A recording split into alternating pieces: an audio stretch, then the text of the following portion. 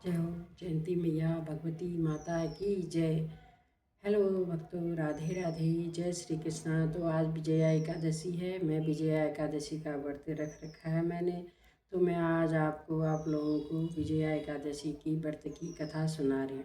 और मैं अपने मंदिर में सभी देवी देवताओं को भी विजया एकादशी की कथा सुनाती हूँ। जय हो विजया एकादशी मैया की जय।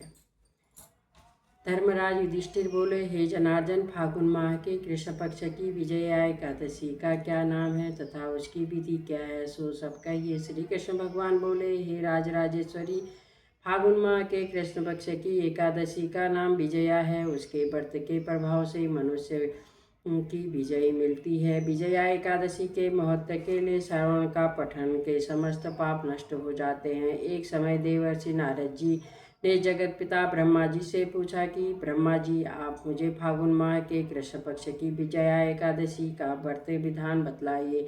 ब्रह्मा जी बोले कि हे नारद, विजया एकादशी का व्रत प्राचीन पाप नए पापों को नष्ट करने वाला है। यह समस्त मनुष्यों को विजय प्रदान करता है। त्रेतायुग में श्री रामचंद्र जी जब 14 वर्ष के लिए वनवास को हो गए, तब वहाँ श्री लक्ष्मण जी तथा जानकी जी सहित पंचवटी में निवास करने लगे। इस जगह रावण ने श्री सीता जी का हरण किया था। इस दुखद समाचार से श्री रामचंद्र जी अत्यंत व्याकुल हुए और श्री सीता जी की खोज में चल दिए। घूमते घूमते वे रमण शस्त्र जटायु के पास पहुँचे। कुछ आगे चलकर सुग्रीव के साथ मित्रता हो गई और बाली का वध किया। श्री रामचंद्र जी ने लंका में जाकर सीता जी का पता लगाया। वहां से लौटा कर हनुमान जी श्री रामचंद्र जी के पास आए और सब समाचार कहे। श्री रामचंद्र जी ने सुग्रीव की संपित लेकर वानरों भालुओं की सेना सहित लंका को प्रस्थान किया। जब श्री रामचंद्र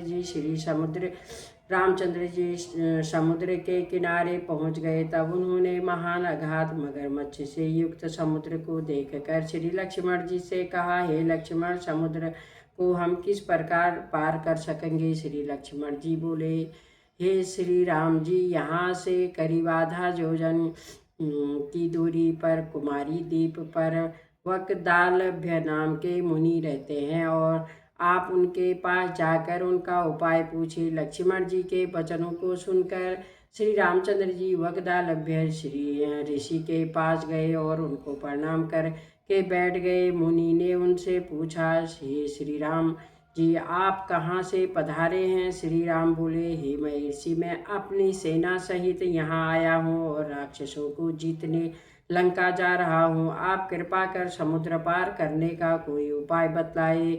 वकदालभ्य ऋषि बोले, हे श्री राम जी, मैं आपको एक उत्तम व्रत बतलाता हूँ। फागुन माह के कृष्ण पक्ष की विजया एकादशी का व्रत करने से तुम समुद्र से अवश्य ही पार होगे और तुम्हारी विजय होगी। श्री रामचंद्र जी, इस व्रत की विधि यह है, दशमी के दिन श्रवण चांदी तावा या मिट्टी किसी का एक घड़ा बनावे। उस घड़े को जल में भरकर तथा उस पर पंच पल्लव रख कर वेदिका तथा स्थापित करें। घड़े के नीचे संतन जा 7 अनाज मिले और ऊपर से जौ रखें। उस पर श्री नारायण भगवान की शर्मण प्रतिमा स्थापित करें। एकादशी के दिन स्नान आदि नित्य कर्म से निवृत्त होकर धूप दीप नैवेद्य नारियल आदि से भगवान की पूजा करेंगे। उस दिन भक्ति पूर्वक खड़े के सामने व्यतीत को रात्रि को भी उसी तरह बैठकर जागरण करना चाहिए। द्वादशी के दिन नदी या तालाब के किनारे स्नान आदि से निवृत्त होकर उस घड़े को ब्राह्मण को दे देना चाहिए। हे राम जी, यदि तुम इस व्रत को सेनापतियों के साथ करोगे तो अवश्य ही विजयी होगी।